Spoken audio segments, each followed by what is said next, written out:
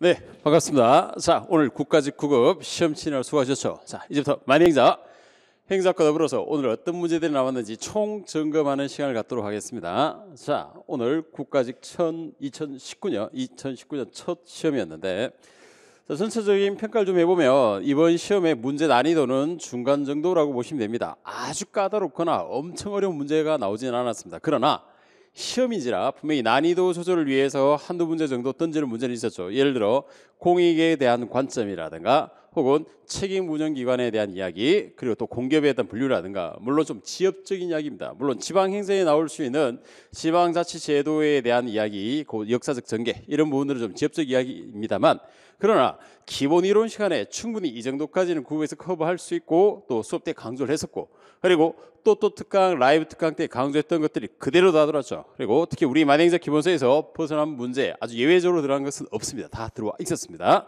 자, 이런 걸 토대로 했을 때 앞으로의 이 공부 방향, 행사의 방향에 대해서 아직까지 여러 가지 고민들이 많으실 텐데, 우리는 계속해서 국가직을 딛고 지방직까지 가야 되는 상황이죠. 그렇다면 앞으로 행사학은 단순 암기형 형태로 해서 그냥 달달달 외운다, 그런 행사에 대해서는 안 된다는 걸 이번 시험도 여실히 보여주고 있는 겁니다. 누차 제가 수업 때 아주 강조했듯이, 그러면 기본 이론에 대한 체계적 이해와 그리고 쉽고 명쾌한 정리가 필요합니다. 그런 걸 토대로 해서 행사학다운 공부를 하셔야만 이제 진짜 행사에서 고득점 승부를 볼 수 있는 시대가 왔다는 거죠. 그 점을 꼭 기억하시면서, 자, 자료들은 네이버 카페 만행자에 올려드렸고 해설서도 다 올려드려 있고, 또 요걸 다운받아 보시면서 오늘 스피드하게 오늘 시험 치느라 수고하셨지만 다음 일에서도 정리를 한번 해야죠. 가보도록 하겠습니다. 자, 자료들은 네이버 만행자 카페에 있습니다. 하면서 오늘 점검용으로 스피드하게 정리를 한번 해보죠. 1번 문제입니다. 자, 정책 네트워크에 대한 설명으로 옳지 않은 것에 있었는데, 이 네트워크형 문제가 나왔을 때 유형 분류고, 이 유형 분류에 대한 속성적 비교가 굉장히 중요할 거라고 해서 하위 정부 모형 그리고 정책 공동체 이슈 네트워크, 이 세 가지에 대한 비교 분류 굉장히 많이 강조했었던 거죠. 그대로 들어왔습니다. 1번, 네트워크의 참여자는 정부뿐만 아니라 민간 부분까지 포함한다. 그렇죠. 범위가 굉장히 넓어져 있는 상태고, 두 번째, 정책 공동체에 비해서 이슈 네트워크, 이 문제 보세요. 정책 공동체 대비 이슈 네트워크의 이러한 비교, 이건 전형적인 문제 비교죠. 둘을 비교했을 때 여기 있는 표현 보시면은 제한된 행위자들의 정책 과정에 참여하여 경계 개방성이 낮다. 제가 이거 기본 이론 수업 시간에 경계 개방성이 높다 낮다, 이 말장난이라고 했죠. 경계 개방성이 낮다는 말은 폐쇄적이다 개방적이다? 폐쇄적인 거고, 경계 개방성이 높은 겁니다. 개방성. 경계란 말에 혼동하지 마시고. 알았죠? 그건 바로 이런 이슈 네트워크는 개방형을 지니고 있기 때문에 경계 개방성이 높다로 해야 되는 거죠. 우리 기본서의 표현의 갈로 안에 넣은 거 그대로 들어와 있는 지문입니다. 그래서 이런 문제를 보시면은 진짜 만행자, 기본 강좌 그리고 기출문제 풀이 때 강조했던 포인트가 그대로 딱딱 아 그렇구나 하고 바로 현장에서 즐거움을 느끼면서 문제를 풀 수 있었을 겁니다. 틀린 지문이죠. 자, 다음 해클로 하위 정부 모형을 비판적으로 검토하면서 정책 이슈를 중심으로 유동적이고 개방적 참여자들 간의 상호작용 현실을 모색하기 위한 모형적으로 접근했었다. 자, 해클로의 하위 정부 모형에 대한 비판. 그리고 하위 정부는 선출직 의원, 관료, 이익 집단의 역할. 이 하위 정부 모형이 나올 때 이 세 주체, 철회상각의 세 주체가 누군지를 꼭 알아두세요로 했는데 그대로 나왔죠. 정답은 아니었습니다. 당연히. 그러니까 1, 2, 4번 문제가 우리가 수업 시간에 강조했던 포인트에서 함정파는 그거 그대로 들어왔죠. 제가 강조했던 것 내용 그대로입니다. 그래서 행작의 앞으로의 공방에 누차 말씀드리지만 만행작답게 행작다운 접근을 토대로 해서 제대로 한다는 것, 그리고 해야 될 것을 정확히 하신다는 것, 그러면 충분히 고득점 할 수 있습니다. 자, 됐고 두 번째, 책임 운영기관 설치에 관한 법률, 이런 문제를 대비해서 우리가 법령특강까지 또 다 해줬죠. 법령특강 공개 강의로 되어 있습니다. 아직도 혹시 안 보신 분은 이 법령특강을 꼭 보시면서, 자, 책임 운영기관의 기관장에게 재정상의 자율성을 부여하고 그 운영 성과에 대해서 책임을 지도록 하는 행정기관의 특성을 갖고 있다. 바로 이러한 책임성을 강화시켜서 들어가는 것, 이게 책임 운영기관의 근본적인 목적이었죠. 두 번째, 소속 책임운영기관에 들어온 공무원의 총 정원 한도는 총리령, 틀렸습니다. 이건 지문 보는 순간 아 틀렸다라고 볼 수 있어야 되겠죠. 이건 뭘로 한다? 대통령령으로 들어가게 됩니다. 대통령령으로. 그래서 대통령령으로 바뀌어야 될 것들이고, 이 대통령령으로 간다는 건 굉장히 중요한 사항이기 때문에 이것도 수업 시간에 엄청 강조했었고, 하다못해 동영 모의사 파이널 600제 페이지 51페이지 보시면은 제가 문제로 아예 이번 지문에 총리령 대통령 바꾸는 걸 문제 지문으로 넣어드렸습니다. 이건 거의 600제, 파이널 600제까지 적중시켜 놓은 문제죠. 자, 이렇게 제가 잘 적중했다 이거 자랑하려고 하는 게 아니라 물론 그런 의도 좀 있지만 근본적인 것은 뭘 강조 싶은 거냐면 행작에서 아무거나 마구잡이로 무조건 하는 게 아니다 이겁니다. 알아야 될 수험생이 알아야 될 행작의 중요한 내용들을 정확하게 알아두면 언제든지 시험에 적중할 수 있다는 거 그걸 알고 계셔야 되는 겁니다. 그럼 무엇을 봐야 되느냐?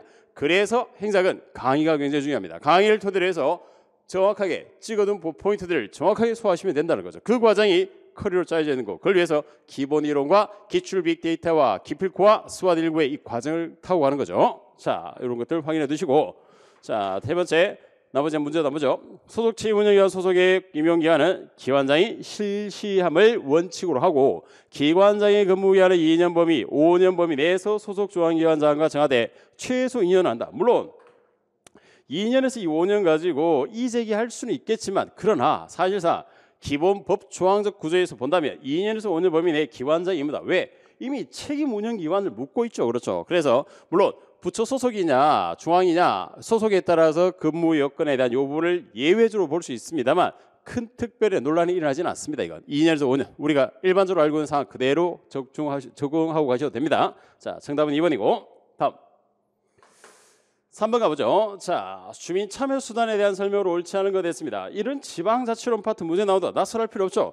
제가 수업 때 강조했고 라이브 특강과 또 강조했듯이 지방자 파트 두 문제에서 두 번 정도 나오니까 준비 꼭 해야 됩니다라고 했었습니다. 오히려 우리가 수업에서 심화해서 했던 것보다 더 쉽게 나와서 좀 섭섭했을 겁니다. 그렇죠? 자, 그렇다 하더라도 섭섭하더라도 문제를 맞춰야죠. 1번 장원 주민에게 과도한 부담을 주거나 중대한 영향을 미치는 지방자치단체 주요 결정 사항 등에 대해서 주민 투표에 붙일 수 있죠. 자, 19세 이상의 주민은 이 19세 이런 숫자 가지고 장난 안 친다고 했습니다. 19세 그 장과 속하는 권한 사무의 처리가 법령에 위반되는 공일 현저히 안 되면 감사를 청구할 수 있다. 또 특강 때 감사 청구권까지 강조했었던 거고 그 수치까지 외우더라고 했죠. 숫자 특강으로도 올려드렸습니다.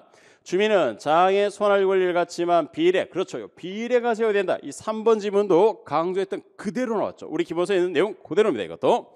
주민은 행정기구를 설치 변경하는 것에 관해서 시설, 공공시설을 반대하는 사항 이런 반대 이런 건 청구할 수 없다라고 했죠. 이거 되면 사드 배치 반대 이런 거 해버릴 거니까 안 된다라고 수업 시간에 사례까지 들면서 강조했던 거죠. 요 사항 안 됩니다. 알았죠? 그래서 있다, 할 수 있다. 틀렸습니다.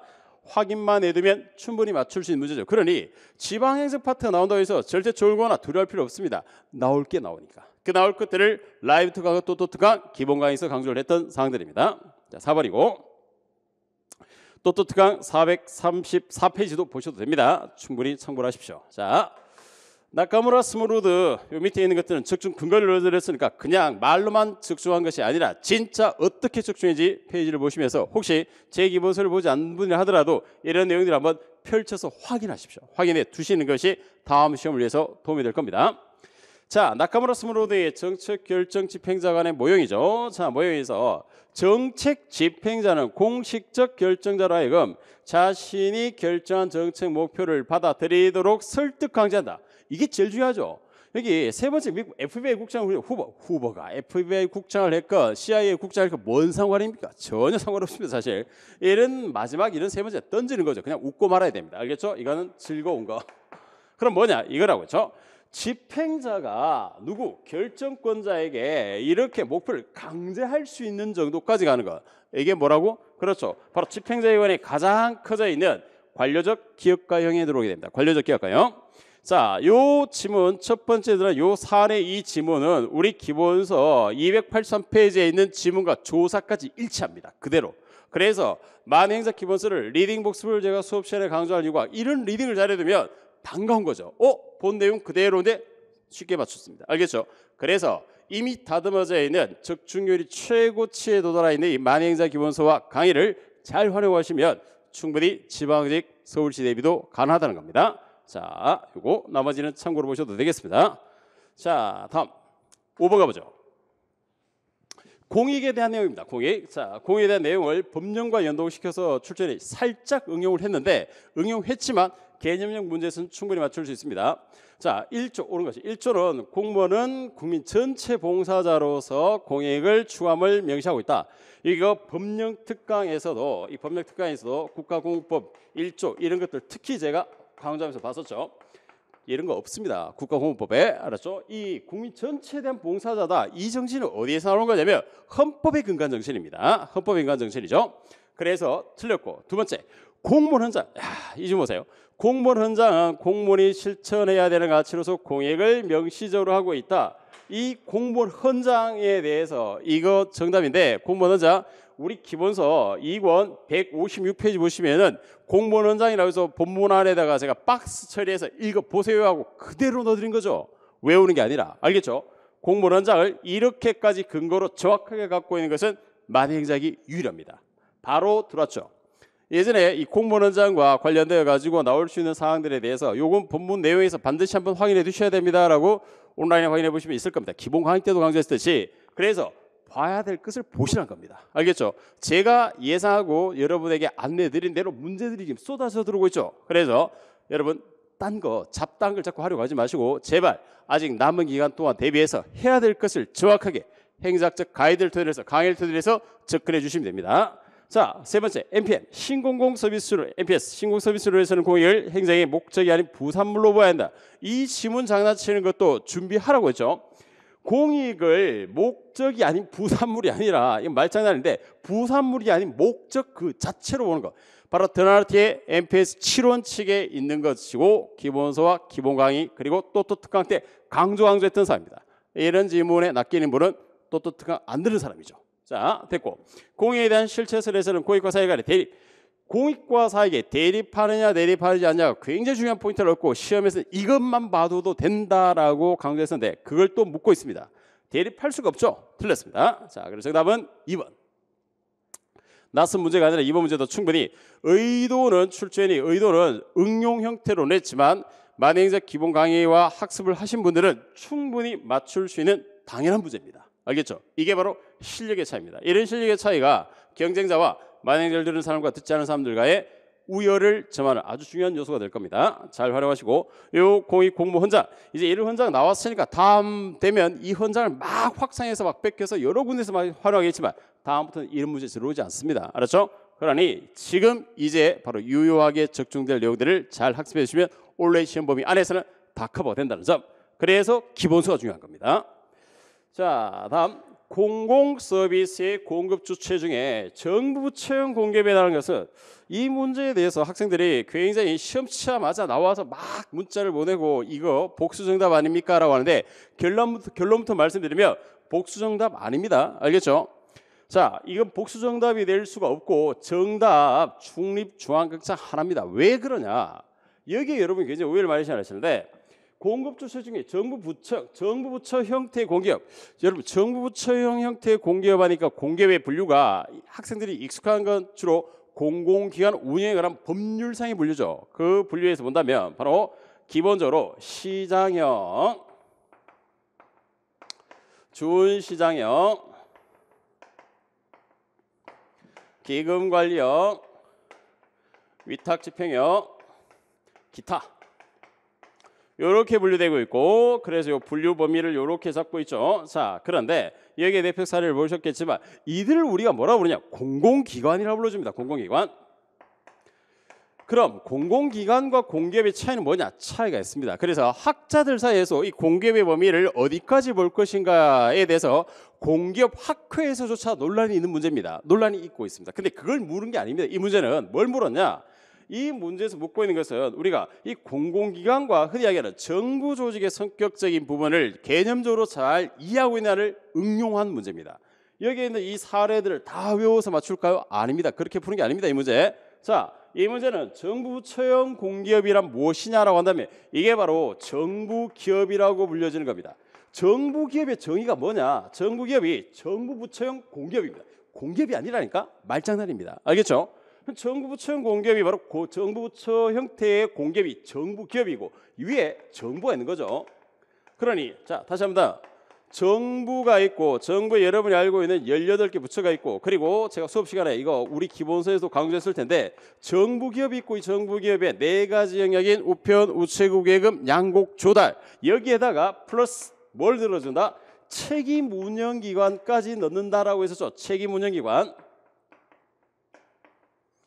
이까지 들어가고 그 외에 이제 이 범위 밖에 뭐가 있냐? 여기서부터가 민간인이라고 했죠. 공무원과 민간인 구분의 경계 이거 수업 시간에 제가 엄청 강조했죠. 그래서 여기서부터 이제 전 공공기관인 시장형, 준시장형, 기금관리형, 위탁집행형이 들어온 겁니다. 그래서 이 문제는 결국 뭐냐면 정부 부처 형태의 공기업에 해당하는 것은 뭘 묻고 있냐? 이 경계 라인에서 바로 흔히 공무원적 조직과 어디 민간인적 조직을 구별해 보세요라는 문제입니다. 아시겠죠? 포인트가 여기 있습니다. 물론 이걸 접근법에 따라서 책임 운영기관의 형태에서 이 책임 운영기관의 회계를 뭘로 볼 것인가, 특별 회계로 할 것인가, 일반 회계로 할 것인가에 따라서 조직을 분리하자. 그런 아주 극소수도 있지만 다수설로 타당성은 약합니다. 우리가 조직을 분리할 때 예산의 성격만 가지고 회계의 성격만 가지고 분리하는 건 절대 아닙니다. 그런 건 참고사항입니다. 사실은 고려사항 중에 하나지 절대적 분류가 아니라는 거죠.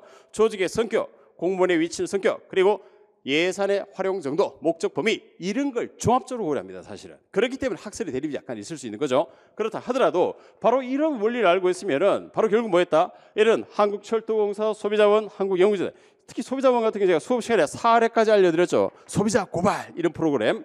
자, 철도공사까지 이들은 바로 기본적으로 공기업에 들어오는 것들이고 바로 여기에 있는 국립중앙극장이 바로 책임운영기관법 개정에 의해서 2001년부터 책임운영기관으로 전환돼 전형적인 뭐다? 그렇죠. 정부기업 형태로 들어온 겁니다. 알겠죠? 그래서 이 문제는 정부 부처 형태 공기업하니까 여기에 따라서 이론적으로 뭐 정부 부처형 형태, 주식회사형, 공사 이 학자들이 불리는 이 분류에 그걸 응용해서 들었지만 시험적으로 여러분이 푸셔야 될 건 바로 이 시선입니다.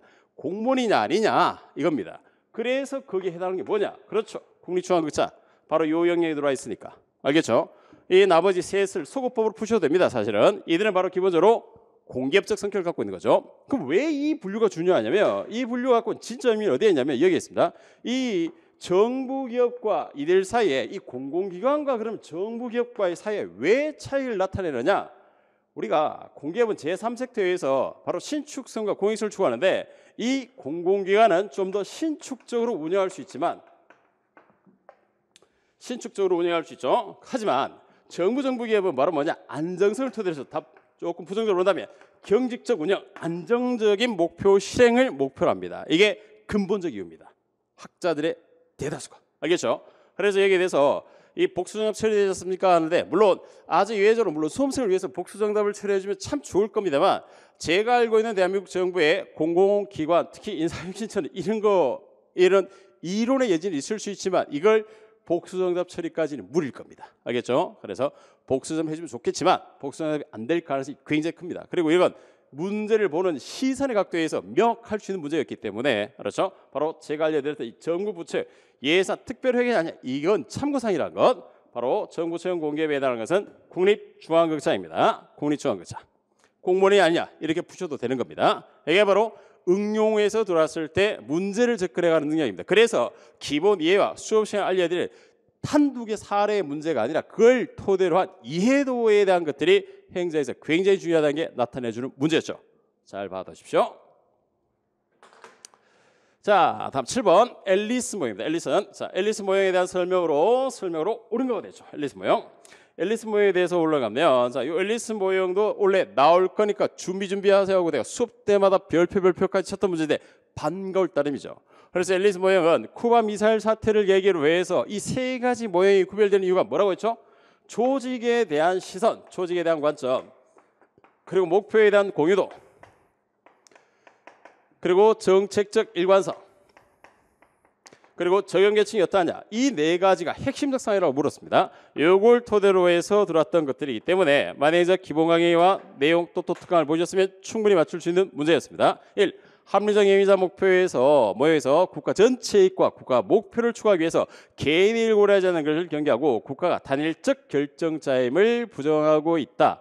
자, 두 번째, 조직 과정 모형은 조직은 불확실성 회피하게 결정할 때 표준 운영 절차라든가 프로그램 목록에 의존하지 않는 것이 아니라 오히려 조직 과정 모형에는 이런 걸 토대로 해서 갈등의 준해결적 상태에 있는 이런 요소를 활용하죠.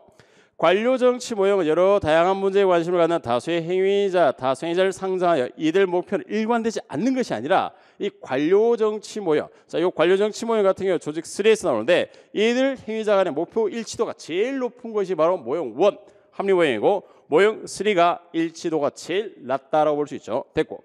외교안보 문제 분석에 있어서 설명을 높이기 위한 대안적 모형으로서 조직 과정 모형을 고려하지는 않는다가 아니라 이런 문제에도 적용해 줄 수 있는 이 세 가지 모형이 갖고 있는 특징이 서로 배타적이지 않다라고 했죠. 서로 보완적으로 작용한다고 말씀드렸습니다. 자, 그래서 조직에 대한 관점, 그리고 공유도, 그리고 일관성, 정책적 일관성, 그리고 적용 계층이 어떠냐, 이렇게 해서 앨리스 모형 1, 2, 3 이렇게 딱 적용해 가시면 정확하게 풀 수 있는 문제였습니다. 나온다라고 확실히 강조했던 문제였죠. 그대로 나왔습니다. 8번 정부 규제죠. 오히려 우리 특강을 들으신 분들 이 규제 문제를 쉽다라고 보셔야죠. 쉽죠. 차라리 수업 때 또 강조했던 규제의 대표적인 바로 규제 피라미드라든가 규제 샌드박스 나왔으면 더 좋았을 텐데 그러나 지방직이 있습니다. 두고 보세요.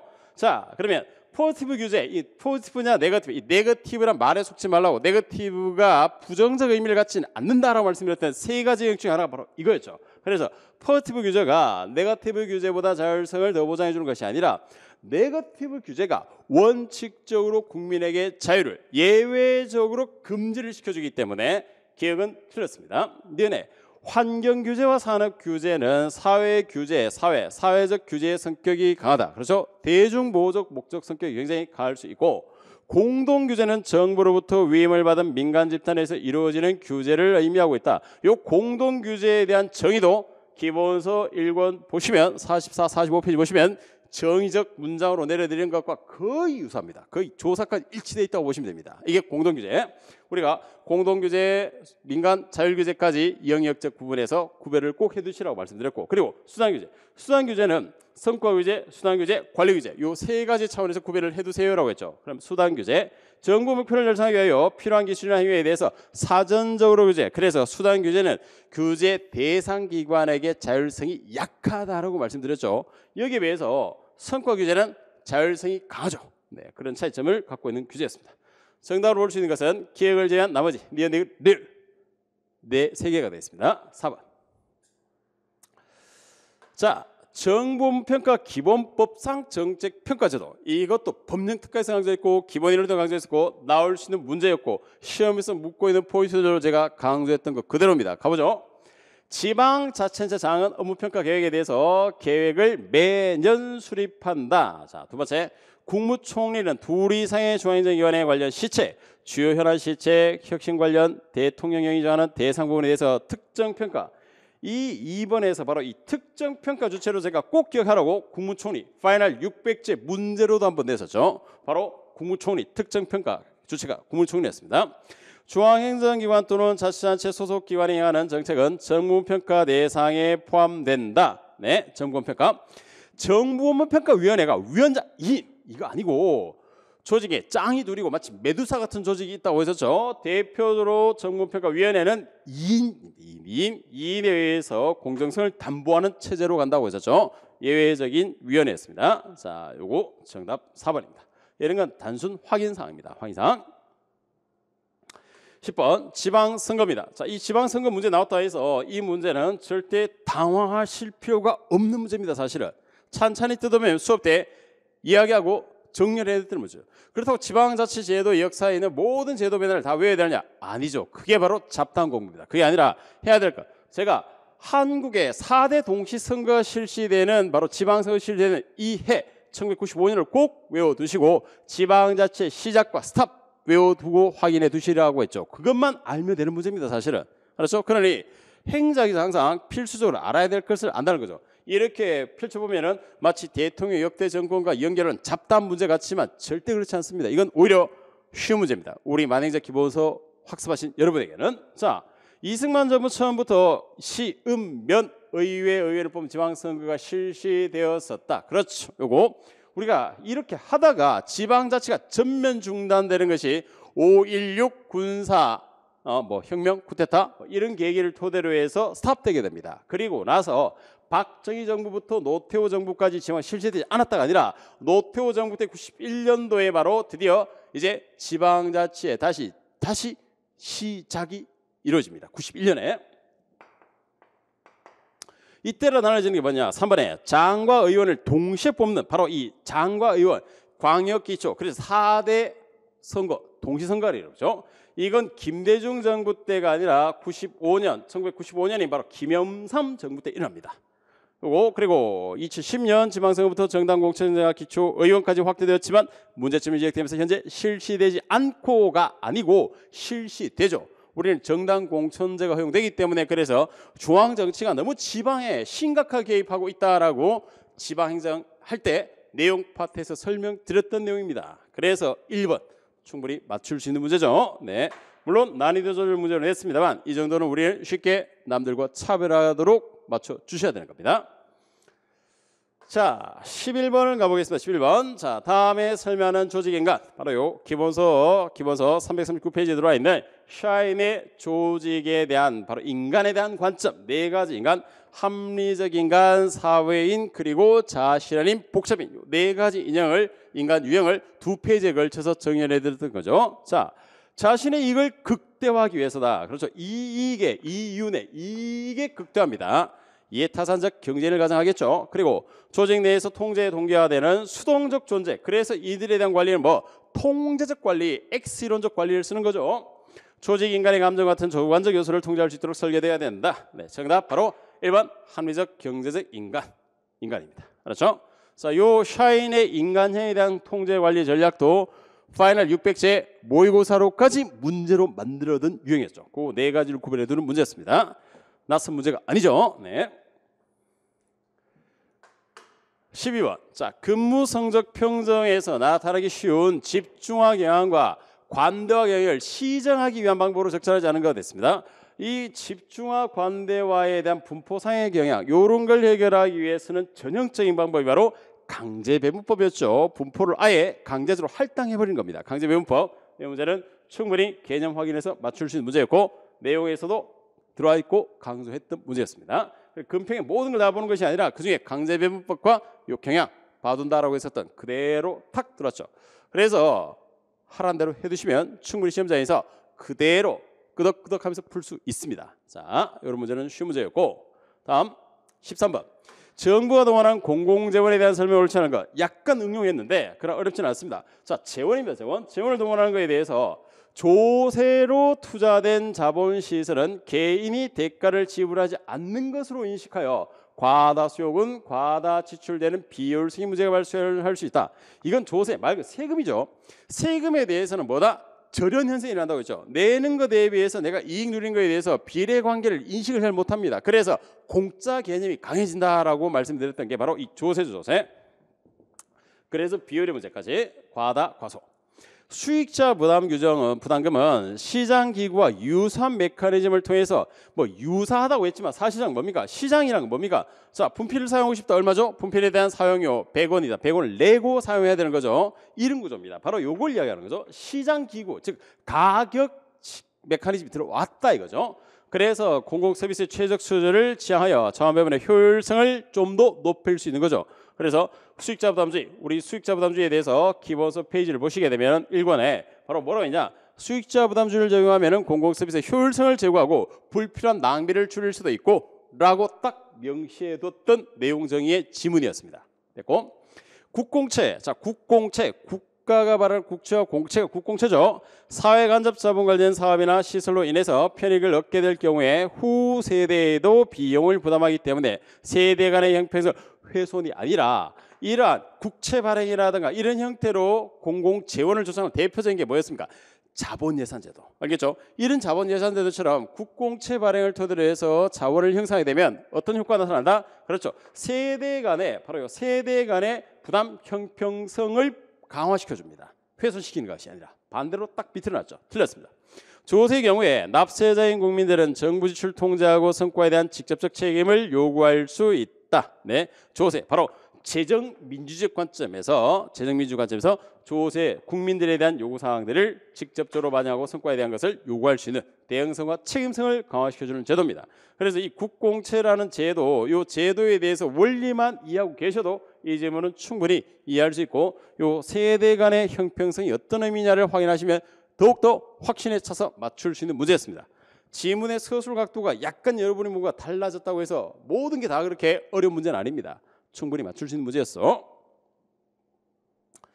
자, 다음 14번 정부의 위원회입니다. 위원회 조직에 대한 설명을 옳지 않은 것은, 자, 위원회가 갖고 있는 것은 단독자 달리 위원회는 왜? 그렇죠. 위원회는 바로 이 신중하고 공정한 결정을 위해서 위원회 조직을 만들고, 이 위원회의 분류상 체계로 본다면 자문위원회도 있고 또 행정위원회도 있고 조정위원회도 있고 또 독립규제위원회도 있고,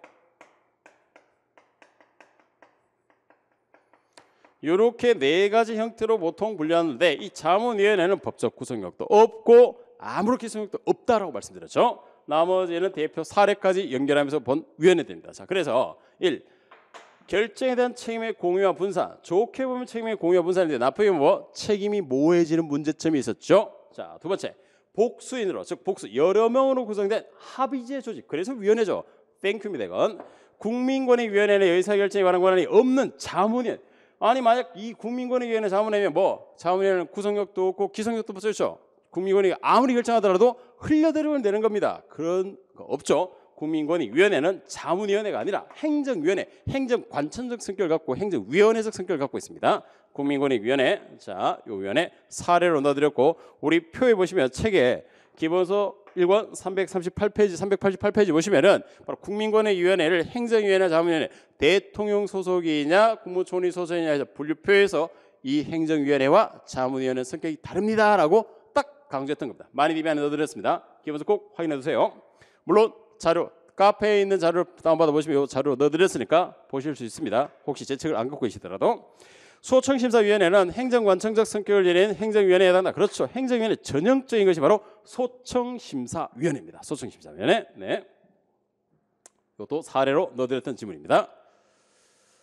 자, 15번 리더십이죠. 리더십. 원래도 라이브 특강 때도 바로 직전 시험치 이틀 전 특강에도 이 리더십 부분에 대해서는 정렬해 둘 필요가 있습니다라고 복잡하게 잡다하게 만학자 보지 마시고 기본적으로 거래형 리더십과 변혁적 리더십의 경계를 꼭 구별해 두세요라고 했죠. 그걸 알고 있다면 이 지문 문제는 어렵다고 할 수 없는 문제입니다. 자, 그래서 1. 특성론에 대한 비판은 지도자의 자질이 집단의 특성, 조직, 목표, 상황에 따라 완전히 달라질 수 있고 동일한 자질을 갖는 것은 아니며 반드시 갖춰야 할 보편적 자질은 없다. 이 특성론의 비판이 왜 나오냐? 리더십에 대한 연구가 이런 과정을 거친다고 했죠. 특성론적 접근에서 이제 행태론적 접근에서 그 다음 나오는 게 바로 상황론적 접근이 들어온다고 했습니다. 바로 이 견해에 의해서 특성론, 즉 과연 하나의 어떤 고유한 특성, 위인적인 특성을 규정할 수 있느냐 비판을 받는다고 했죠. 상황적 요소도 고려해야 되고 다른 변수들이 발생했기 때문에. 두 번째, 행태론에서는 눈에 보이지 않는 능력, 즉 리더가 갖춘 속성보다 리더가 실제 어떤 행동을 하는가에 초점을 맞추고 있다. 다음, 상황론에서는 리더십을 특정한 맥락 속에 말이 되는 것으로 보고 파악해서 상황의 유형별로 효율적 리더십의 행태를 찾기 위한 연구. 그래서 3차원적 모형이 된다라고 말씀드렸습니다. 변수가 들어오는 거죠. 여기에 이제 피들러의 연구라든가 허시와 블렌차드 연구 같은 것들이 위치하게 될 거고. 4번 번스 아주 중요한 인물로 우리 책에도 넣어드렸고 알아둬야 될 인물이었죠. 번스 리더십에서는 거래적 리더십은 카리스마적 리더십을 기반으로 해서 카리스마 리더십과 중첩된다 아니고, 이 거래적 리더십이 아니라 거래적 리더십과 변혁적 리더십 중에 번스, 베스 이들이 강조했던 것은 번스 이 사람뿐만 아니라 베스 같은 사람들이 강조했던 건 뭐였냐면 바로 이 변혁적 리더십에 여기에 카리스마적 리더십, 촉매적 리더십 등등등이 위치하게 되는 겁니다. 그래서 지문이 틀렸죠. 위치를 틀렸습니다. 그래서 이 둘의 거래적, 변혁적 리더십의 비교만 봐두셔도 충분히 맞출 수 있는 문제였습니다. 자, 당연히 맞추셨을 거고. 16번 동기이론입니다. 자, 동기이론. 지금 우리는 나온 문제들이 오늘 아주 따끈따끈한 과제 스피드하게 체크 점검하는 겁니다. 자세한 사항들은 자료에 충분히 넣어드렸고 해설 들어가 있고 그리고 네이버 카페 만행제 올려뒀으니까 다운받아 보시면 되는 겁니다. 우리 다음을 위해서 오늘 시험에 무엇이 중요했고 어떠한 과정에 실패가 있었고 어떤 걸 좀 더 보완해야 될 이걸 점검하기 위한 시간입니다. 지금 알겠죠? 나중에 아주 상세 해설의 시간을 또 한번 맞이하시게 될 겁니다. 자, 16번 동기이론에 대한 설명으로 옳지 않은 것은 매슬로우는 충족된 욕구는 동기부의 역할이 약화되고 그 다음 단계 욕구의 새로운 동기 요인이 된다. 이것도 라이브 특강 시험 이틀 전에 했었죠. 또 라이브 특강에서 지금 또 라이브 특강 또 강의 특강은 전범위 특강은 공개 강의로 다 올려두고 있습니다. 꼭 클릭해서 보십시오. 자, 이렇게 해서 새로운 욕구 충족, 즉 매슬로우는 바로 만족 진행 가설을 토대로 해서 가기 때문이었고, 두 번째 엘더퍼는 매슬로우의 5단계를 수행해서 뭐 세 단계를 어떻게 나눴죠? 바로 E, R, G라고 해서 이렇게 세 가지로 나눴죠. 존재, 관계, 성장 세 가지였습니다. 자, 맞고 요 2번 질문 2번 질문은 전부 시험에서 나왔고 우리가 맞췄고 기본서에도 들어왔던 질문이고 3번 허츠버그는 불만 요인을 없앤다고 해서 적극적으로 만족될 것이 아니다. 그렇죠. 불만 요인, 위생 요인과 동교인을 별개로 본다라는 게 허츠버그였죠. 이것도 또 특강 이틀 전에 했었습니다. 이틀 전에 브룸의 기대 이론의 수단성은 특정한 결과에 대한 선호의 강도를 나타낸다. 이거죠. 이 브룸의 수단성이 아니라 이 특정 결과에 대한 서로 이 바로 유인가입니다. 유인가에 대한 이야기죠. 바로 요 브룸의 이야기, 브룸의 기대를 해서 VIE의 요 세 가지의 정의를 꼭 알아두세요라고 엄청 강조했었는데 그대로 정의 묻고 있죠. 보세요. 제가 봐두라고 한 그 문제 포인트를 그대로 써놨습니까? 이 문제를 또 파이널 600제에서도 또 훈련했던 내용입니다. 이거야말로 정말 반갑게 맞춰줘야죠. 이런 문제는. 알겠죠? 그래서 만행작이 이러한 적중을 하고 있다는 점, 이런 걸 토대로 해서 여러분이 항상 말씀드리지만 봐야 될 것들을 정확하게 봐두시면 충분히 이번 시험에서도 90점 이상 고득점 할 수 있는 시험이었습니다. 네. 자, 정답은 4번. 자, 공무원 근무 형태에 대한 설명을 옳지 않은 거 됐죠? 야, 이 17번 질문은 보시면 여러분이 정말 감탄하셔도 될 문제입니다. 왜냐하면 이 유연근무제, 시간선택제, 탄력근무제, 원격근무제 이 정의를 우리 기본서 2권 33페이지 날개에다가 쫙 정렬했던 그대로 문제로 나왔습니다. 아마 이 정도까지 적중하는 교재는 만행자가 유일할 겁니다. 알겠죠? 그래서 유연근무제 공무원의 근무 방식과 형태를 개인 업무에 따라서 선택한다. 이 유연근무제의 기본적 정의죠. 시간선택 근무제의 통상적 전체 근무의 주 40시간 길게 아니죠. 40시간 이내에서 하는 겁니다. 더 길게 하거나 늘린 거 아닙니다. 40시간 이내에서. 그래서 틀렸고 탄력 근무제 전일제 근무를 시킬 때 근무시간 근무일수를 조정할 수 있는 제도 원격 근무제 직장 이외의 장소에서 정보통신망을 위해서 그렇죠. 원격 근무제. 그래서 이건 정의 자체 그대로 우리 기본서에서 정확하게 적중한 문제. 이게 진짜 적중입니다. 그렇죠. 이러한 적중을 할 이만큼 엄선된 기본서 교재와 문제집을 잘 활용하시면 충분히 예외 문제도 다 볼 수 있죠. 오히려 출제원이 우리 기본서를 참고로 문제 냈을 가능성도 굉장히 커집니다. 지금. 자, 다음 오셔서 18번. 다음 설명에 관한 교육훈련 방법 뭐냐? 자, 모르는 사람 10명 이내로. 10명이라는 숫자가 중요할까? 중요하지 않습니다. 이 10명 이내는 뭐다? 소수다 이거죠.